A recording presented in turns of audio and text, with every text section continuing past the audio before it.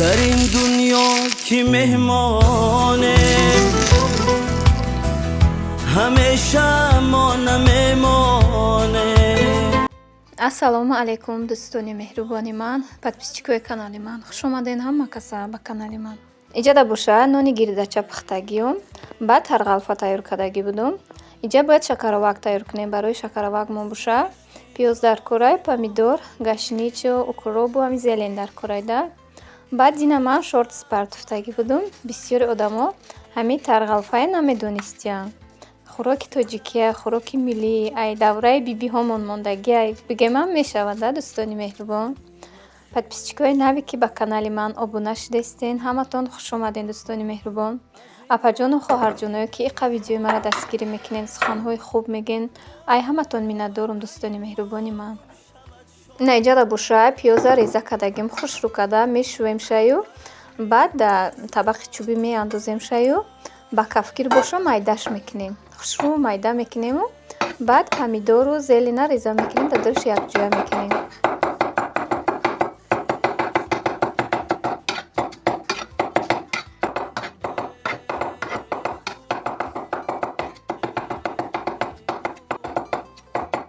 ин хӯрока боша бовар кунед ҳамо одамое ки хӯрдагиянд медонанд ки маззаш чӣ хела дӯстони меҳрубон.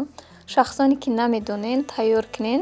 Вақте ки чапотия мепазен ё ки гирдача мепазен, мақсад ҳамо кати тайёр кунен, гармогарм тайёр кунен, чӣ қадар ба мазза мебиёда дӯстони меҳрубон. Учаҷони мо бошад бисёри баъд чапоти кати тайёр мекунанд.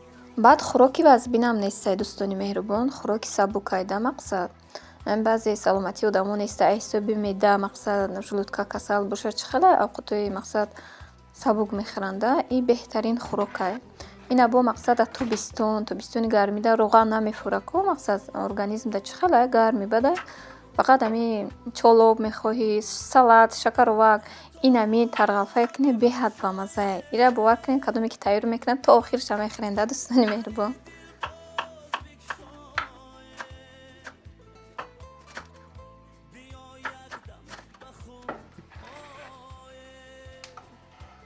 ина ҷада боша ҳама чизҳои салата хушрӯ карда реза кардагиёму мемонум. Баъд нонпазӣ рафта будум. Нона пухта омадуму баъд ина нони гарм катӣ. Баъд хушрӯ карда чакара аввал об мекунем. Чакара оби хунук кати аввал камтар об кардагиёму баъд мақсад ки хӯроки гармак бияда, хунуки бад набия. Баъд оби ҷӯш мерезем ша. Ҳамо оби дуғомон ҷӯшак шавада. Баъд нона гирифта, ҳами гирдачаи гирифтагимона калон калон реза мекунем, дар дарям чака меандозем ша. Баъд ҳамо салати тайёр кардагимона дар болош мерезем.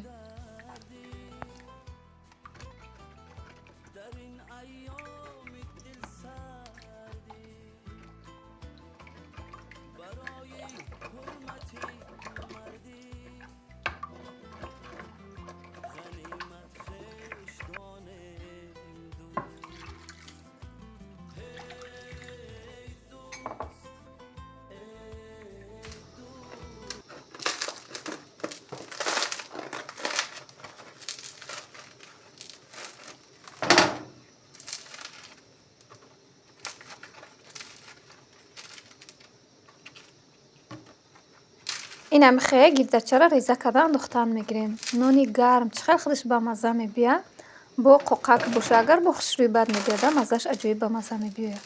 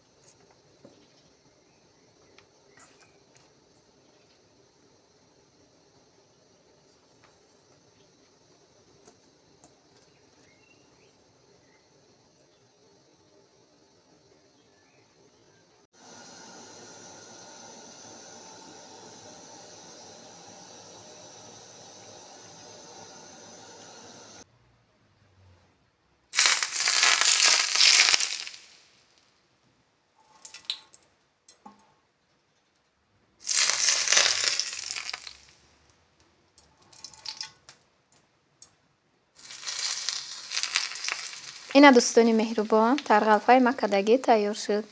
Ай ҳамин тайёр кунед, пушаймон намешавед. Маззашам беҳтарин. Ай дӯстони меҳрубон.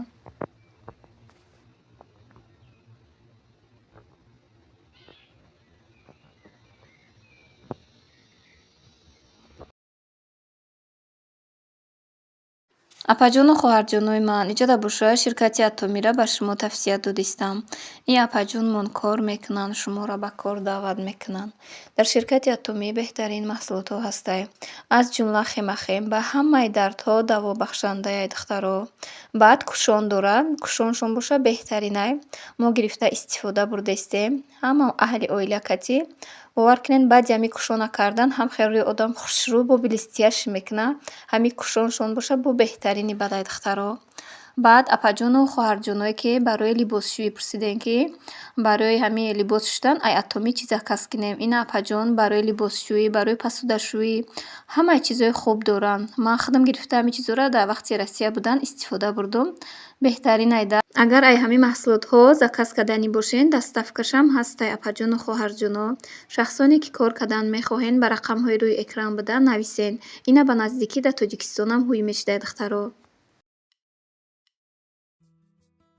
Иҷода бошад пироги коваки бо лаззат кардагим дӯстони меҳрубон. Ай сабабе ки ҳам гирдача кардум, ҳам пироку ҳам хӯрок кардагим. Мақсад хонамда усто ки будак, корум бисёртар ки будак, тез-тезак тайёр кардум, дар лист рехтуму навор накардум. Насиб иншоалло як рӯз ба ҳазур тайёр мекунам, пешкаштон мекунам дӯстони меҳрубон. Маҳсулоташ бошад 4 дона тухма, 1 пиёла шакар, 150 грамм шир, 100 грамм рӯғани алена, баъд содаю уксуза 1 қошуқча гасит кардагиму, баъд 400 грамм ордаю, барои болош бошад какао, камака қатъи хамири охираш украшат, барои украшати болош рехтагиму украшат кардагим. Ин ҳами хеле хушрӯ карда листакам тарак рӯған мекунему. Баъд ҳами пироги кардагимона дар лист мерезем. Охирушта чени ҳами 2 қошуқ бошад, хамирашам мемонем. Ба ҳамун хамира бошад қатъи 1 қошуқ какао якҷоя мекунему. Болошда бошад украшат мекунем. Ягон намуд украшат хай худтон чӣ хеле ки маъқулай, ҳамун хел украшат мекунем.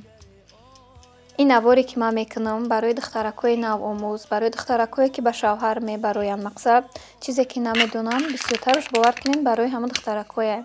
Духтаракҳое ки мақсад метонен, апаҷону хоҳарҷоное ки метонен, медонем ки духтарои тоҷик, занҳои тоҷик ҳама ба ҳунарен. Хай шуморам ягон чизе ки мисол намефаҳмед, намедонед, мақсад дар комментария нависед, мақсад чӣ хоҳиш кунед, ягон хоҳиштона. Ман мақсад беҷавоб мондагӣ нестам. Чӣ хоҳиши ки кардестед духтаро ман барои шумо кардистам. Барои ҳамун видеои маро дастгирӣ кунед. Хай шукр, ҳама қадар дастгирӣ беҳтарин мекунем. Апаҷону ай ҳаматон миннатдорум ман. Инам хе духтаро ман украшат кардум. Дар духовка дар дараҷаи 200 градус мондум, пухта гирифтум. Ина бинед ҳам питат кард, хушрӯ дам кардак, ҳам коваки мулоима кард духтаро. Мешавад ки дар болош сахарни пудра кунем. Ман накардам, буд дар хонамону ман накардам. Хай гуфтам хай гулои болош мақсад пинҳонӣ мешавад, барои ҳамун накардам шуд. Ин ҳами хе наворро ба охир мерасонам. Хайр дӯстони меҳрубон, то наворҳои оянда худо нигаҳбони мову шумо бошад. Дар паноҳи Аллоҳ бошед.